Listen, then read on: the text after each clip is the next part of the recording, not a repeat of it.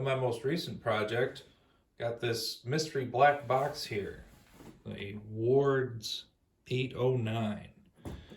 Well, revisiting some more childhood nostalgia.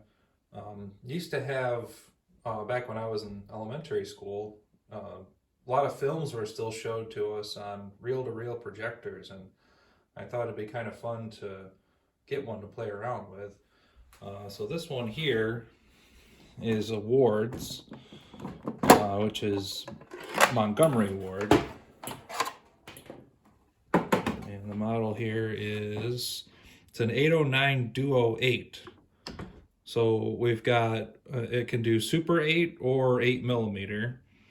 It's got this adapter here, so you can switch between the two, as well as this switch here. And we got our take-up reel inside here. It plays these little reels here.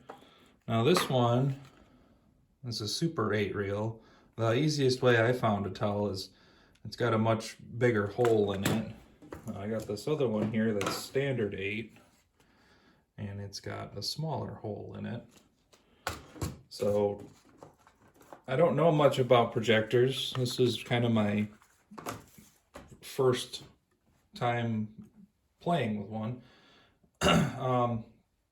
Well, this one here I got, and it worked somewhat. It would turn on, sometimes it would go backwards, it wouldn't go forwards, but the bulb worked. So I decided to take it apart and see what was going on with it, see if I could get it to work. So to get to the inner workings, to figure out what's going on with this here, we've just got one single screw on the bottom. So like I said, this was made by Montgomery Ward. Well, it was sold by Montgomery Ward. I did a little research. Looks like it was made in the 70s by a company called GAF, G-A-F. But, you know, other than that, I haven't found a whole lot of information on it. So we've got that one screw taken off, and then this back cover pops right off. And it looks somewhat complicated, but it's actually not too bad. There's just a bunch of belts and a bulb right here, which luckily still works. For a future project I have planned for this, I want to try to build an LED replacement bulb for this, because you can still buy these bulbs, but they're kind of expensive. So I've actually already repaired this here, and we'll tell you what was going on here. First thing was, I had a broken belt. That's pretty obvious. That was the belt right down in here between these two pulleys. Now, of course, a belt like this isn't easy to come by to find this exact same one. You might think you could use a rubber band, but I've tried stuff like that in the past, and they're not quite stretchy enough.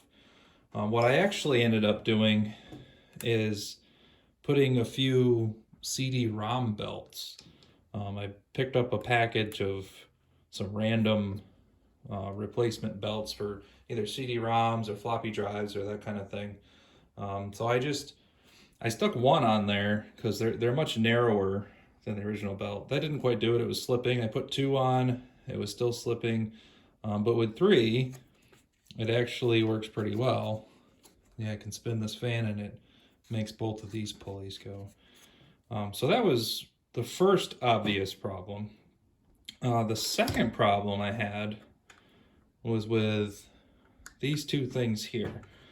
Now you see, when you push play, or when you put it to forward, these little spindles move closer to here, and they're supposed to make contact. This is what the original's rubber contacts look like. They're just disintegrated. I'm surprised they were even in there at all. But this used to sit on top of here on both sides. Just as a temporary fix, I actually just took some electrical tape. You can see this one's kind of sliding off. I just cut strips of electrical tape and just wrapped them around each spindle. And so far that's actually been working. I do plan on running down to the hardware store at some point and getting some rubber hose, rubber tubing, and then I can cut a few pieces off to put on here. So, once I did that, I checked it out and the mechanism was actually seemed to be working. I turned it on and of course the bulb wasn't working. And it had been. And I was like, oh, I guess it blew already. But I actually just pushed it back down a little and luckily it started working again. So let's see what this looks like when it's running. All right, I've got it plugged in. So let's put it on forward. Now you can see where I wrapped the electrical tape around, it's making contact with this pulley and it's making everything spin like it's supposed to. So that's the forward direction. And that's what it looks like in reverse. To rewind it. It's a pretty neat little contraption. I think I got lucky because the rest of these belts in here seem to be in pretty good shape. They're not disintegrated or anything. It was just the one flat belt. So let's take a look at how to load or reel a tape onto it, which is something I kind of had to teach myself here because, like I said, I've never played around with one of these before. So let's take a look. All right, so first thing we need to do is put the take-up reel on, which is conveniently stored in the front cover. I'll get that pushed onto here. And luckily for me, there's actually some loading directions inside that I was able to follow. So let's load up Bambi. Now, this actually is an adapter here. So if I take this off, this is the correct size for standard 8. And if I put this on here, now it can fit the Super 8 reel. Get that installed here. So according to the instructions, well, first thing you need to do, which I've already done, there's actually a film trimmer down here, and you trim the end of it if it's been worn, and it gives it this nice rounded edge to help it load easier. So we got to go around this spindle. Another thing I want to check is make sure this switch is in the 8mm and not the Super 8 and not the standard 8. And this has a nice automatic loading, which sometimes needs a little help. But let's see what we can do here. Put it on forward. And you can see it spit out the other side. It slows down a little, and it actually wraps itself around. And then once it gets caught, so you got it in there a little funky, so we'll have to try that again. All right, I just spun it backwards and popped it back on there. So let's see what it looks like when it's running. And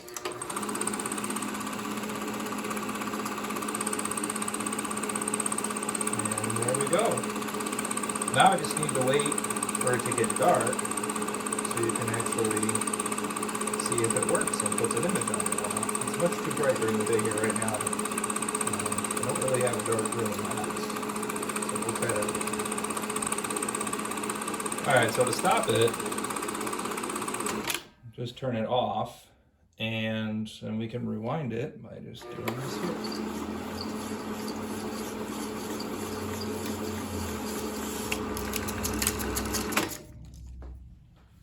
And there's that. Alright, let's take a look and see what it looks like projecting an image. Okay, so I found a dark corner in the basement so we can actually try seeing if we can get a good image out of this thing. So this Super 8 film that I have actually does have a soundtrack on it, but most of the projectors from this era didn't have sound. I've seen some that do, that can do sound, but they cost a lot more. What I like to do instead is just play a little bit of classical music in the background, and a lot of times it seems to work quite well. So let's get that started.